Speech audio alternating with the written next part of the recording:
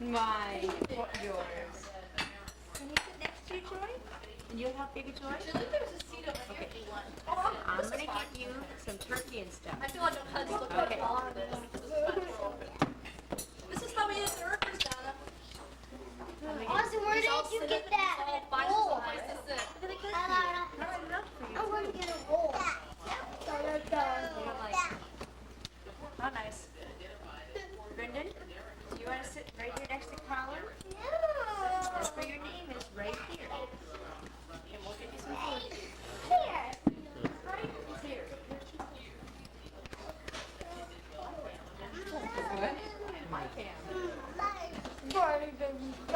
I know stuff. Hey, John. Your turn to finish up. Yeah. So the boys get their dinner. Are you going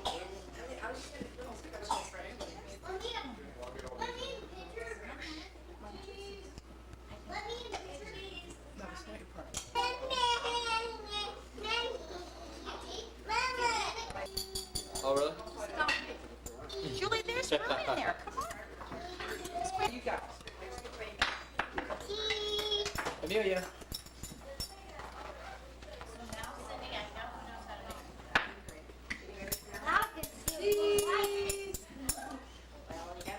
Are you Laura?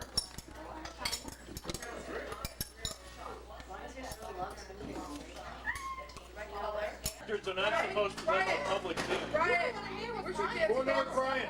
I got limited beef seating. Yeah, so do I. Isn't that the usual case? Well, you know, there's a lot of room up there. Isn't that the usual case? We could be a gentleman and stand up, give it to your We're gonna sister. sit on here. Yeah, that's right. Sit on here. Something important and startling happened.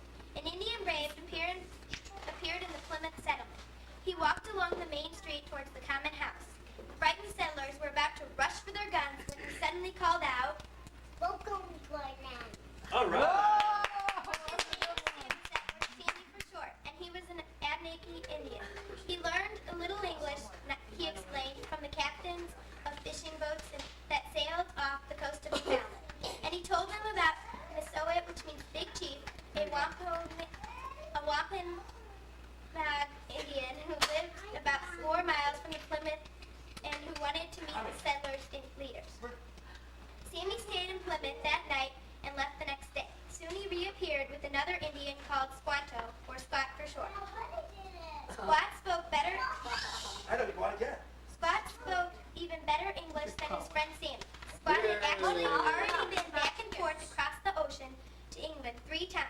The first time he had been captured by Captain George Weymouth, who took Squat across the ocean to Plymouth, England, to the home of Weymouth's employer, a rich investor, Sir Fernando Gorge. It was Gorges who had taught Squat to speak English.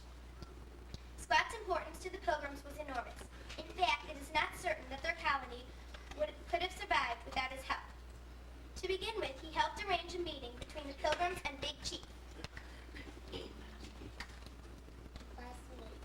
What? He said, Excuse me. Bless you. Gazooga. on March 22nd, 1621, Big Chief appeared at Plymouth with 60 Wampanoag braves. His face was painted. His hair was coated with bear grease. He wore a squirrel skin coat of beads and bones. He carried a knife and a tomahawk. The Pilgrims, undoubtedly impressed, decided in turn to impress the Indians.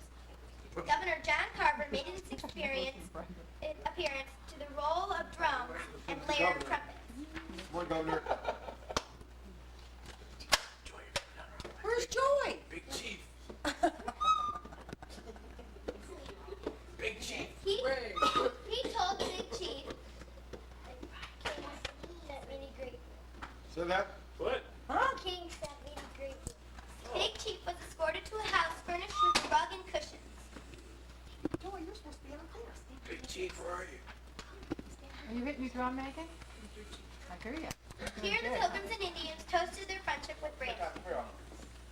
Then they negotiated a treaty in which the Pilgrims and Wampanoags agreed to live in peace. The Indians would return some farming tools they had taken, and the Pilgrims would pay for the seed corn they had taken when they first arrived. Each group would punish any of its people who harmed a member of the other group. When they they visited each Hey other, there. they would always come unharmed. Finally, each group would come to the other's aid in case of attack by a third party. After the party was negotiated, Big Chief and his braves left, but Squat stayed with the Pilgrims throughout the spring, teaching them many lessons about surviving in American wilderness. He taught them how to tap maple maple trees for the sugary sap. He taught them how to dig heels from the mud and low tide. He showed them which plants were poisonous and which had medicinal power. But most important by far, he taught them how to plant Indian corn. Where's the corn? Where's the corn? Corn, Cullen. Need the corn. Come on, Tommy, bring the corn. Quick. Corn. There it is. Ooh, look at that corn. Squat taught the Pilgrims how to work the earth with the shells of quahogs, a kind of plant. The Indian technique which the Pilgrims now learned was to heap the earth in low mounds 3 or 4 feet apart. In each mound, several seeds were buried, together with, no doubt, the Pilgrims' surprise, an equal number of fish. The idea, and it worked very well, was that the rotting fish fertilized the sprouting corn. Other vegetables were often planted together with corn. Beans went right into the same hole, so that their vines grew up the corn stalks, and pumpkins and squash were planted in between the mounds. Finally, Squat explained to the Pilgrims that they should set a guard in the cornfields every night to keep away the wolves. Loud. Say that again. He said, wolves, which were at the time ranged everywhere in North America, were attracted by the smell of fish and liked to dig up the mounds. In later years, when the Pilgrims kept dogs, wolves were less likely to approach. But the dogs liked to dig up the mounds too. The Pilgrims had to tie the dogs' forepaws at planting time. By the time of harvest in October, the Pilgrims had reason to feel optimistic about their future. They were at peace with their Indian neighbors. They had enough buildings to shelter them through the winter. They were healthy, and they had, all of a sudden, plenty to eat. True, the barley and peas that they had planted from English seeds had done poorly, but there were good crops of bean and squash, and the yield of corn, as Edward Winslow wrote, was enormous. Good God be praised. We have a good increase of corn. Pilgrims calculated that there were enough corn to provide each person with 2 mounds of corn per meal.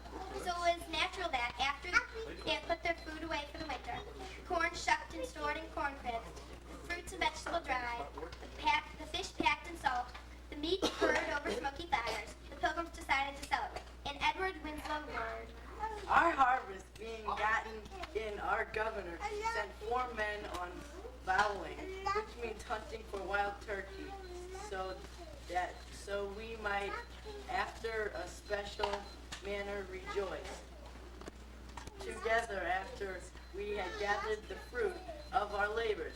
The 4 in one day killed as much fowl as, with a little help besides, served the company almost a week. but the fowl alone was not nearly enough, for the number of celebrators turned out to be much greater than the Pilgrims expected. Squad had been sent to invite Big Chief, but when the chief accepted, Come on, Big Chief. Who's Big Chief? Come on, Big Chief. Brendan, where are you? he brought 90 braves with him. The Pilgrims were appalled. Who's Big Chief? Brendan. Oh, Brendan is. Okay, I guess it was his part then. Yeah, enjoy. Good making. But as Good, Mr. good. Clark, Say that again. all these guests had, of course, to be fed generously. But to do that would mean using up the supplies This that they reminds me needed of to the survive the 95 winter. World Fortunately, Series. Big All Chief these Braves and himself took care of the problem. He sent some of his men into the forest to hunt, and they soon returned with 5. But did she understand that?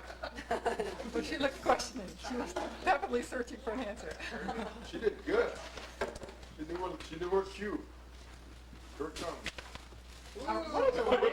Thus began the A first reindeer Thanksgiving. with the It pilgrim. lasted for Reading 7 days. That's a reindeer. This is a Reading reindeer. it. Perhaps Feeding the reindeer. Oh, Perhaps you as open long fire. as a week. We have no record of just what the Pilgrims ate. There were probably fish baked in earth ovens or simmered in chowders and stews. And there were certainly puddings. One such pudding was known as the pumpkin pudding. It became a staple of the New England diet. Even eventually sweetened with molasses or maple sugar and baked in a crust, it evolved into a traditional Thanksgiving favorite, pumpkin pie. The first Thanksgiving may also have included a food that we do not associate with the holiday, household. We know that many Indian tribes had learned that corn could be popped. According to an old legend, an old story, one of the pilgrims' guests, Quadaclina, Big Chief's brother, went into the woods and returned with a deerskin full Here's of the popcorn. popcorn. Popcorn. Yeah. I got popcorn. Instead, popcorn became a great favorite in New England, so much that the Collins often ate it for breakfast with a bit of milk or cream. When the eating was finally done, the pilgrims ran races and played games. Big Chief, Jim. Come on, play some games. Supposed to say something? Let's play football. Say that. Yeah. The pilgrims gave a military show, marching, playing drums and bugles, firing their muskets. The Indians demonstrated their skills with the bow and arrow. Giant she's carrying. What's that supposed to be? A machine gun? Get the popcorn. I mean, I don't know what her problem is. I think that's a machine gun. She's a pilgrim. This was a time of happiness and rejoicing for the pilgrims. Against great odds, they had built homes in the wilderness, raised enough crops to keep themselves alive during the coming winter, and arranged a treaty of friendship with the Indians. This was truly a time for Thanksgiving. The end. The end.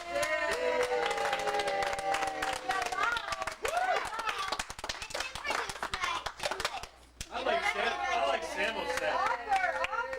Samuel's set.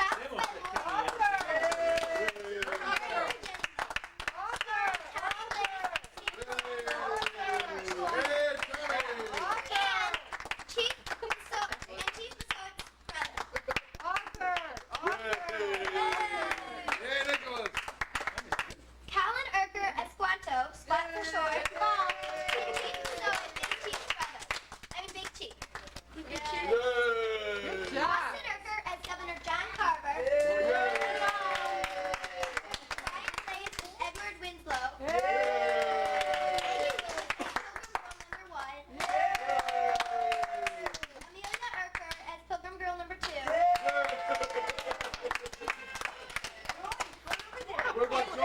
And Joy Joy. as, Get there. as an Indian girl. Yay.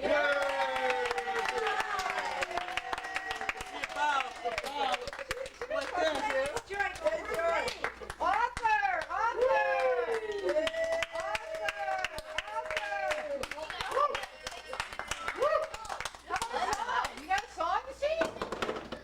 I vote for Tommy for best costume. Whoa. You got a I song? vote for Amelia for best costume. I think we gotta have a song. That's a great Good girl, Amelia.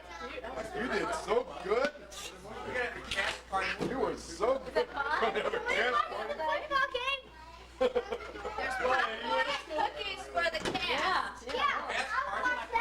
Joy, go get some popcorn cookies. Lights. Gotta get the audience in here. Right.